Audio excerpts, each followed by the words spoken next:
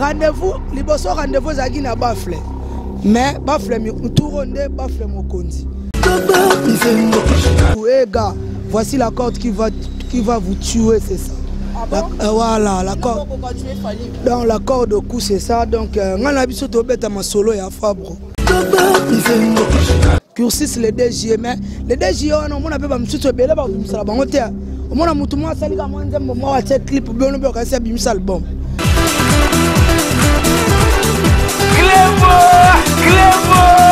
Original.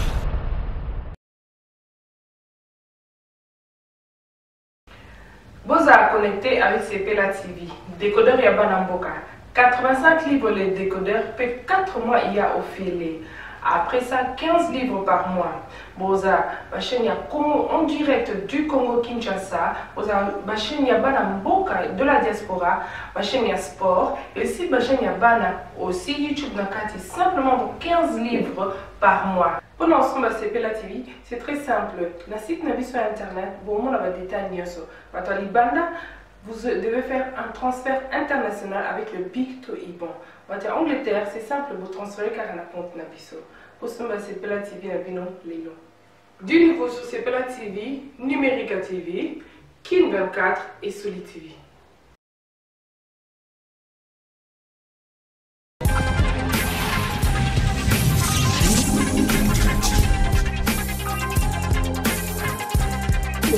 Chez Maman Lino après on dit donc il y a petit enfant là il faut la moi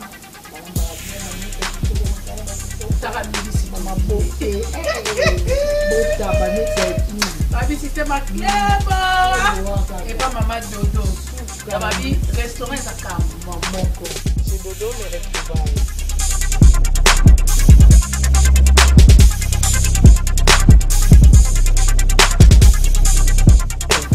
Adresse Isalie Bus, boulevard Carnot, 94 140, Alfortville. Comment de spécialité? Poisson soye au lait à ondinité, ou au kosi. Au kosi. Ya kabo ya bomeka poisson, bien mon bon. Qui babi, meka oka mama. On dit mananga batumio, so bape basara na moto dans réunion. Donc batumio, so la porte est ouverte. Donc si on a besoin d'être bloqué dans yo, rendez-vous, là c'est dans ta boca. On retrouve chez Maman Dodo, là à Fort-Ville.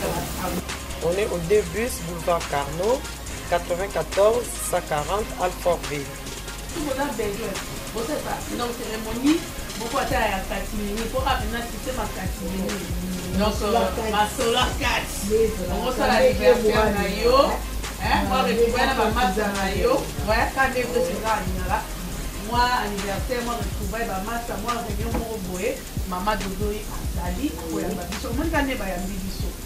Babi, chez maman Dodo, c'est lundi.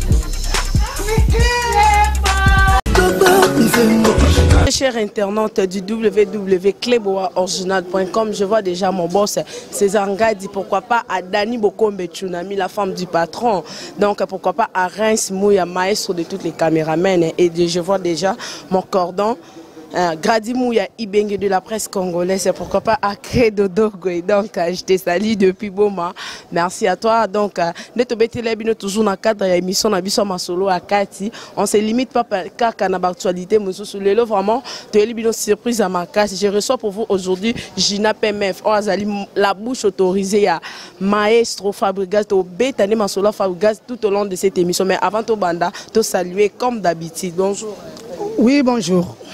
Ok, merci beaucoup Gina PMF, te montre toujours en actualité, en forme banini quoi. Donc le truc au bêta Masolo Fabregas, au copé sabisote ba info ya Maestro Fabregas nengenini orchestre a évolué et puis comment se déroule non, normalement bonjour on a ba téléspectateurs on va attendre en Hollande biso et puis bonjour on a monde entier mobimba.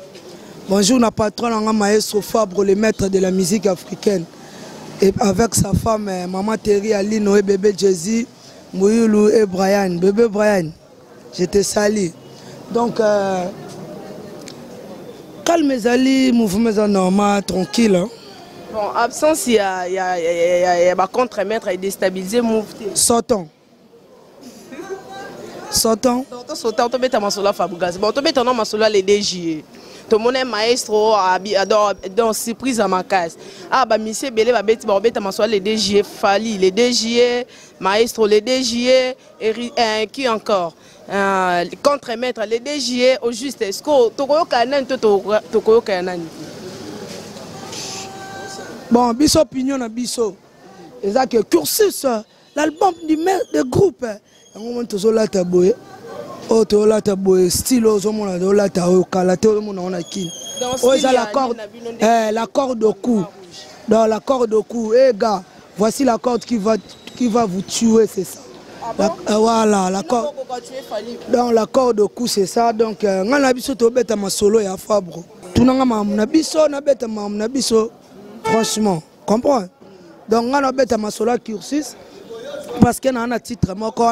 Patrick Amouli Sapsap, Patrick Amouli Sapsap, Gina PMF, Nicolas Onyenze, Papa Chéri, Babi Gina PMF, faut te guider Nzembo. Mon solo baga no te kitende ni te Nzembo Zalango, Nzembo Zali, Nzembo za calme, Nzembo Zali, maestro. Merci Belé, la patronne, maestro Fabro. La chanson appelée Singa retient Nzembo na co-signé titre moro na album Cursus, l'album du groupe appelé Singa Nzembo moro. Donc merci vraiment na maestro Fabre. Donc il y a pas, j'ai pas trop à dire ça. Quelque part pe maestro apparemment tout le monde on dirait azo produit Tatiana Krozo apparemment. Mais oui, azana label na ba Congo ba producteur ba ya rasouté. Son moni jeune logo la Fabregas a eu initiative ya kosala label nae parce qu'il a trouvé que na Congo ba producteur ba rasouté label nae wana Wanted Record yango bimisa ki Poison Antidote et au bimisa deuxième album ya Tatiana Cruz Target boyoka est vraiment bien, besoin chance besoin temps boyoka est bien aimbi bien bopé ses chances Target bosombango est disponible partout et puis biso pe cursus l'album du groupe. Et ça bimaka na label à Wanted Record. Donc jeune mora sala makambo batuna basalati. Donc coup de chapeau na quoi. Et puis là j'en profite pour saluer mon vieux Christian de Cornes en direct de Parigo. Amoni noli saku sakwel. Après ça bambo te belé ser na mimi chike 20 000 chèques. Toujours imité mais jamais égalé bikande jengo kenda. Et puis après Sibi Bozinga bambo te belé Mardoje Cruz. Mardoché Cruz, Napeso Bambo Tebele, Galor célèbre na Canada, Erwin Luye et FF, Napeso Bambo Tebele, tout va soutenir physiquement, moralement, financièrement, solingo zo numéro langa contact, ou bengika ser na biso bo zo la minonga mais cursus les DJE et ça sur les marchés. Rendez-vous, liboso rendez-vous zagi na bafle.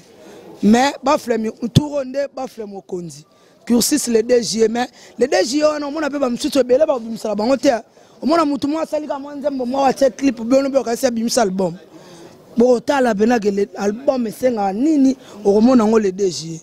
Donc merci na maestro Fabro nga pesi so chance ya signer ba titre un album cursus l'album du groupe de Morazolo ba le savoir ne ment pas.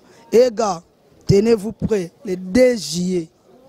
Les DG toke nango boy kirsi c'est aboy beti corde au cou au bois qui bonnet au bois qui na All Star na sia makolo. Donc Jéza bongo merci la bad nyonso bo c'est la les DG bo za décider quoi. Merci beaucoup. OK, merci beaucoup Gina PMF, c'était la Gina PMF. Donc na cadre kaka ya masolo ya maestro Fabregas ba information na yende molobeli ya Fabregas maestro. Donc merci à vous tous qui nous soutenez, merci à Reims Mouya les maestros de caméramen, à Gradi Mouya Ibenge de la presse congolaise. Là je vois Dani Bokombe Tsunami, pourquoi pas à mon boss César Ngadi. À nous revoir à la prochaine, bye bye.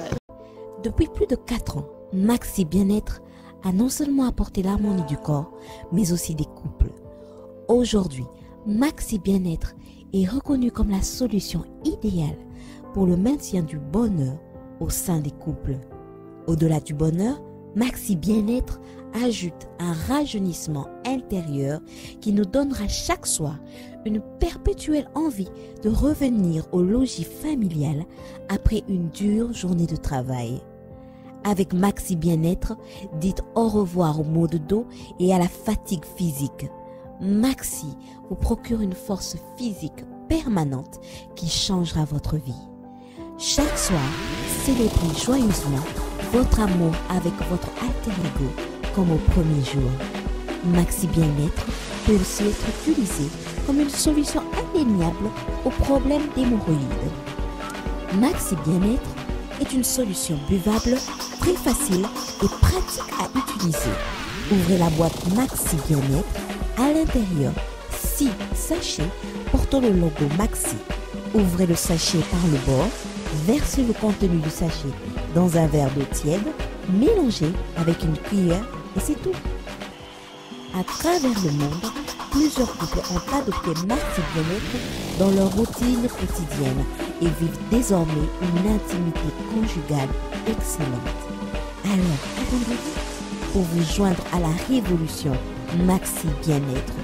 Pour vous procurer Maxi Bien-être, c'est facile. Appelez au numéro 00 33 78 220 12 51 et 00 33 14 16 77 751 ou encore allez sur le www.maxibienêtre.com pour trouver un revendeur agréé près de chez vous. Maxi Bien-être, l'harmonie du corps et des couples.